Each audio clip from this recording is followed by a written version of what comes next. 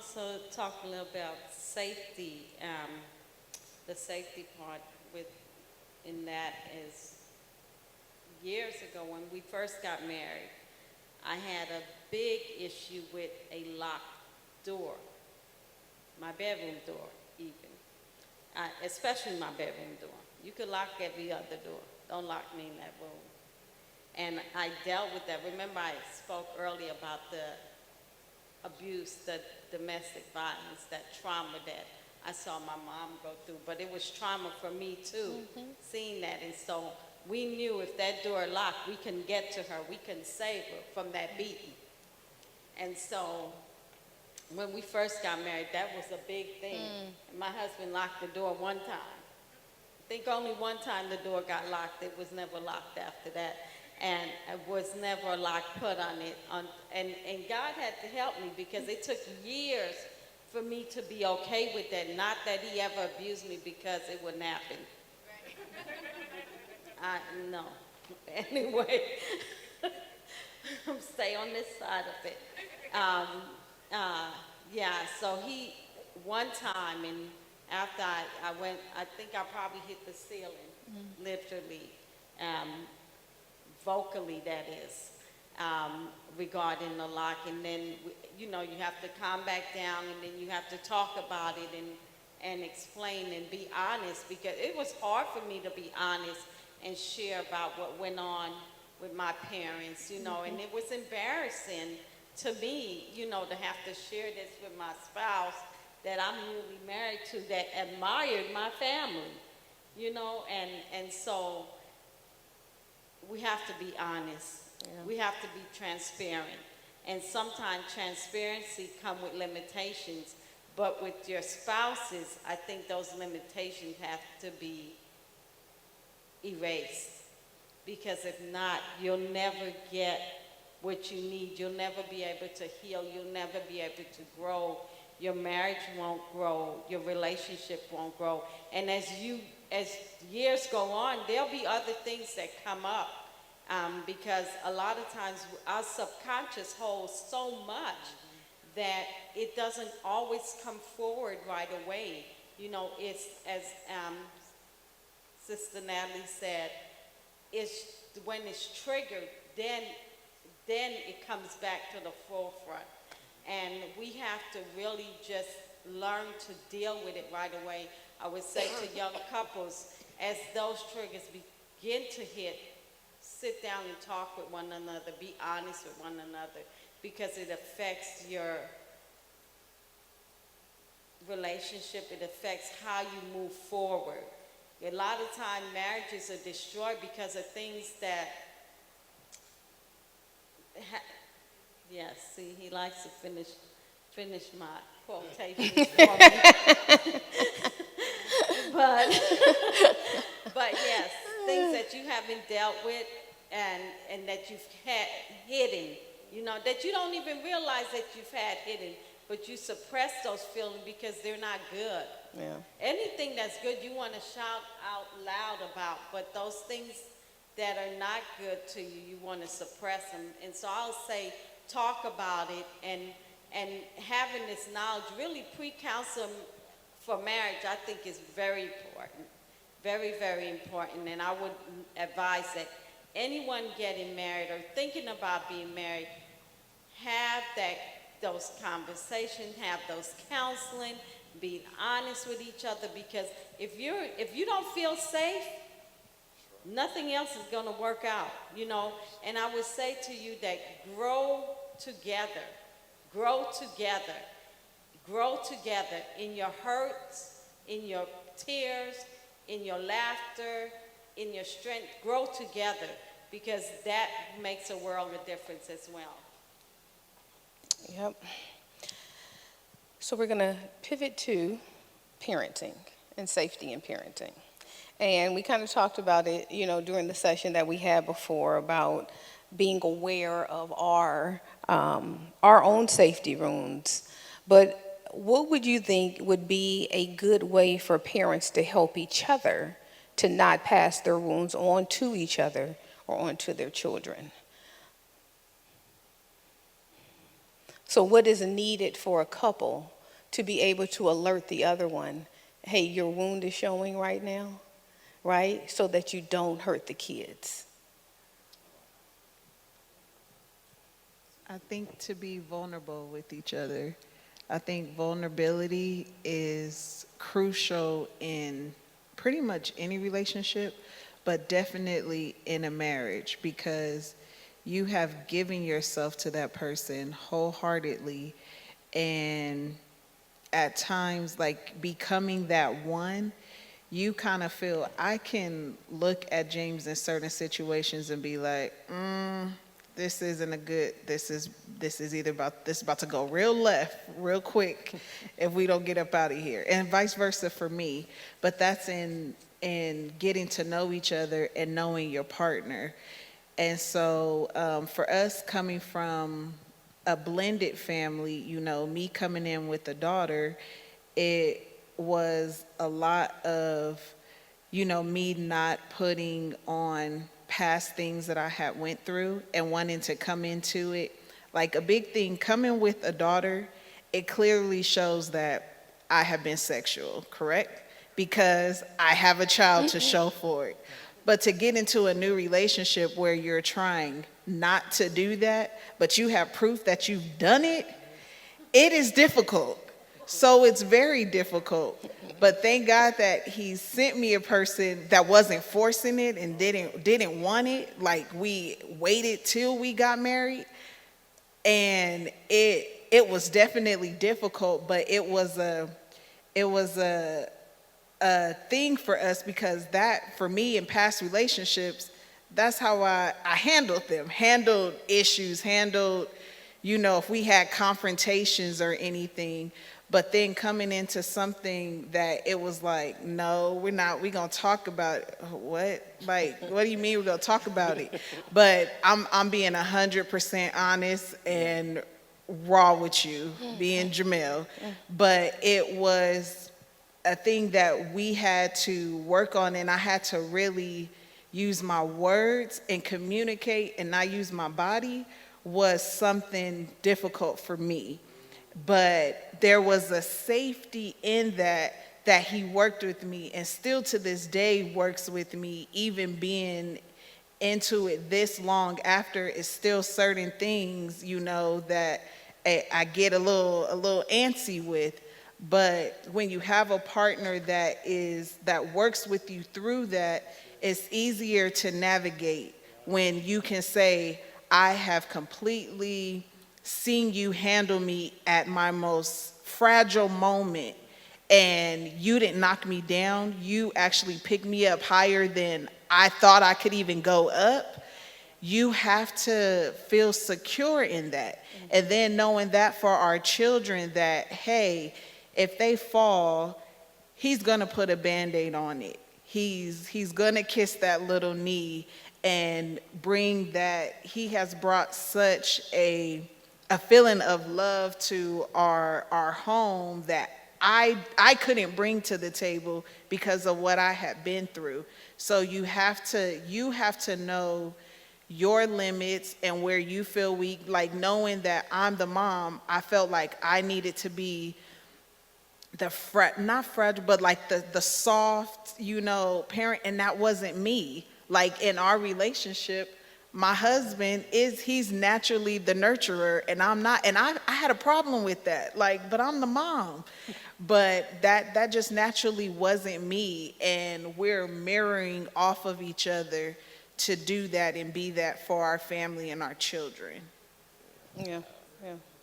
And that it helps with knowing too, like she said, knowing your spouse. When it comes to, you know, involving ourselves with discipline, and knowing which one is what situation warrants which parent, right? Because sometimes, like, hey, this is something for you.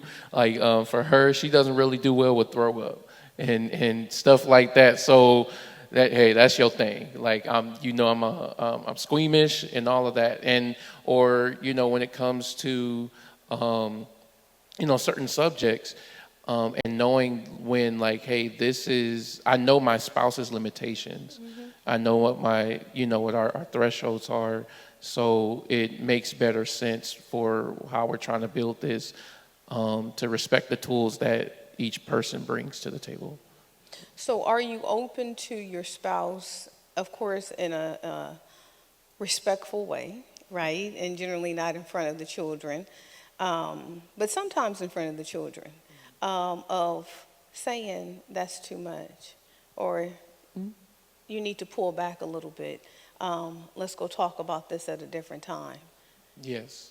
Yeah, because I think it's so important for parents to be each other's allies in parenting. And I know there's like this idea that parents have to always agree about, how you parent the kid or every situation, but that's not reasonable actually, because we think different. And we have different issues and we have different things that bother us, and certain things you want to give your kid freedom, the other one may want to hold them tight. So you got to be willing as a parent to check each other, right? In a nice, calm, respectful way, but in a way that you say, hey, it's too much, And I think we talked about it earlier about us being willing to apologize to our children, right? Because most children enter adulthood with their forgiveness currency bankrupted, because they've had to forgive their parents for so much stuff, right? Because as a kid, you don't get to not forgive. You have to now, maybe deep down you have it, right? But on the surface and the look of it, you have to act like everything's okay, and you keep forgiving them because they're your life source and all of that. And we get to adulthood bitter and angry and mad, and it's like, no one else is going to hurt me. No one else is going to do to me what was done to me. And so I hold on to not being able to forgive people because it's my protective shield. Because forgiving did not do anything for me. Right? It did not set me free. It did not make it better. It just put me in more bondage and more damage. And now I jump into a marriage, right? And I jump in with kids, and this thing that I have to keep forgiving, right? Because we know with marriage, to make it long lasting, and we got a lot of long lasting up here, you forgive a lot. You let go of a lot. You release a lot, right? We want to show our kids that process. So we want to be able not to just say, forgive me, but teach them how to apologize. Teach them how to own it. We talk about forgiveness so much, and it's always on the shoulders of the person violated. It's always on the shoulders of the one who's been done wrong, but we never say, hey, but why don't you apologize? How about you own the mess you did, instead of me having to carry it all and act like everything's okay, and I'm tired of being a big person. I don't want to be big right now. Like, this is ridiculous. Like, you go and say, I'm sorry. You own your stuff. And we don't often push that, right? Teach your kids, what are you sorry for? Tell me what you did wrong so you can show me, so they learn that language. So that when they get in the mirror, they can say, you know what? I know that I messed up this way, and this way. Can you release me from that? Right? And I'll throw this in with church. We act like God doesn't ask for forgiveness. Like he just is a blanket forgiver, and he's not. You have to repent to get his forgiveness. You got to go to him and say, God, I am wrong. I did this, and that. Will you forgive me? But people don't have to do that. And so then we give it to the church. You forgive. But you got to ask. Own your stuff. That's how you get cleansed from God. That's how you're going to get cleansed from me, because I'm certainly not bigger than God.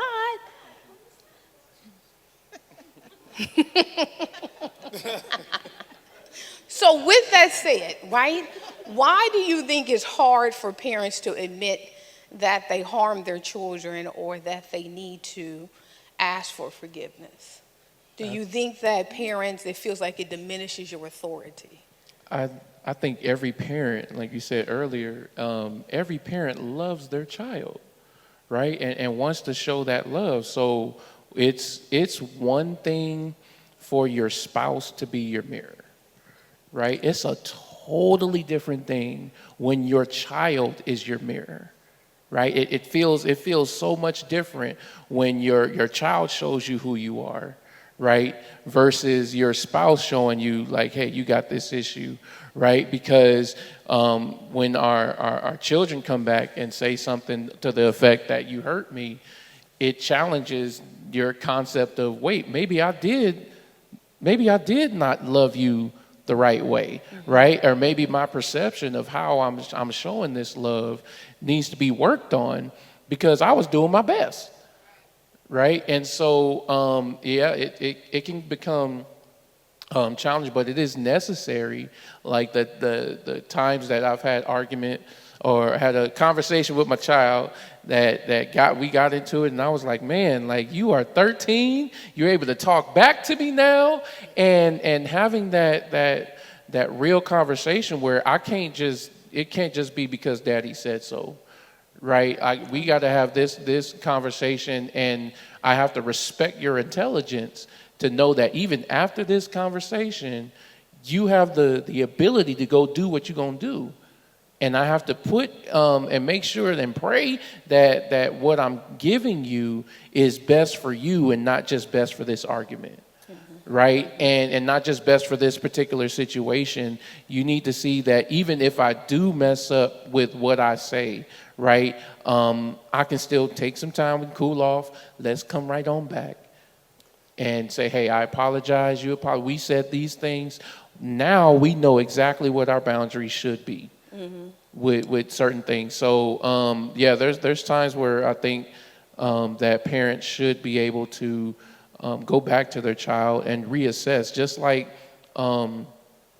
like any safety a measure, right? It's not just a one-time thing. The fire department's probably came in here a bunch of times to check those exit sign lights, right? And fire extinguishers and stuff like that, because it's a safety thing that, hey, you have the ability to do something unsafe between a certain time frame. So coming back to check with our children is still important too, to know like, hey, are you good? Like, are we good in how we're handling these conversations? Do we need to have more time? And just having those kind of checks, I feel are important too. So yeah, it's definitely important to apologize and to be vulnerable with your child. Yes, I totally agree with the aspect of coming back and apologizing. I think if I may say, it's a cultural thing. With culture, Black Americans, we oftentimes will, because I'm the mama and I said it, because I'm daddy and I said it, and what we fail to understand is that our children, 15, 16, 13, 14, they're not ignorant, nor are they crazy. And they know if a wrong had been done, and they know if a right had been done. The challenge is that it challenges our age and our authority. And when we change our mindset to really analyze what we have done, and then to go back and to correct course and ask for repentance. Actually, repentance means to correct course or to go a different route. What it does is you are teaching that child to be mature instead of being immature and letting it lie. Because how many of us, we know that a parent has done something, and because they have done something, they never came back and corrected course, and now it leaves us the damage and the trauma of it goes into our adulthood, and it leaves us questioning, and now we have to hold the bag, and then the parents are going off into the sunset, but we are still left with the harm that was done. Yeah.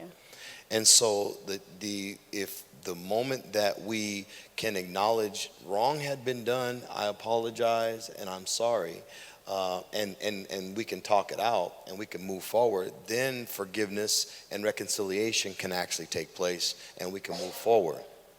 But if we never acknowledge the pain or the trauma that was done, we can cause more damage for the lack of what we have done. Yeah.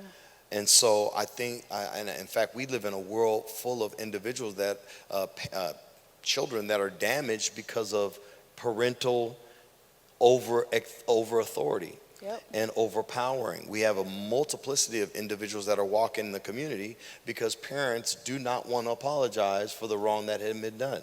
I left my son dangling. I left my child in wrong hands, and we won't apologize. And because I did my thing as an adult, I did it, and I'm not going to answer to anybody for it. Well, because of you non-answering for it, look at the generational trauma Yes. that you have caused, Yes. that you have transferred to your daughter, to your son, and now they take up that same mindset and now transferred it to your grandchildren. Yes. Because we did not say, I am sorry. I'm sorry for drug addiction. I'm sorry for alcohol addiction. I'm sorry for staying out all night and leaving you in the hands of a predator. I'm sorry for not protecting you. I'm sorry for not owning up to the level of my responsibility. I'm sorry for not being there at the school when you were getting the awards. Yes, I'm yes. sorry for not acknowledging your strength and your potential. I'm sorry for not really stepping up to the plate and being a protector when I should have been a protector. And I let my friend abuse you when I should have been there to actually do those things. And so look at when all we have to do is say, I apologize, and I'm sorry, and self-correct. And so I firmly believe that it's our responsibility and it's our duty as a parent to really model what should be done and what's supposed to be done. Yeah. Excellent. Loved it all. Loved it all. Okay, because I know our time is like running out, so just so that we hit everything when dealing with the safety in blended families. And what has been a challenge in blending your families while respecting the boundaries of each other? You guys did such a good job last night. If you guys missed it, you guys should have been here because they did such a beautiful job really dissecting the different levels of what it is to really blend a family. And you guys kind of talked about respecting the boundaries. But to what degree do you think old safety wounds play in building trust when you're trying to build and blend the family together?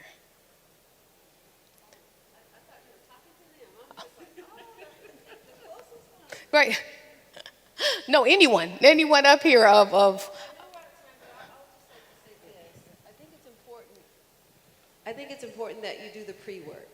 yes. You have a responsibility, if you have a child, to know who you're bringing into your child's life. And also to know yourself. Because if you know yourself, then that better protects you from bringing in a predator or bringing in someone that has poor character. You will attract to your level of functioning. Mm-hmm. So the more you know about yourself, then the more you know what you don't want. And so you can have these red flags, and you can have boundaries, and you can have protective factors set up to protect you and your child.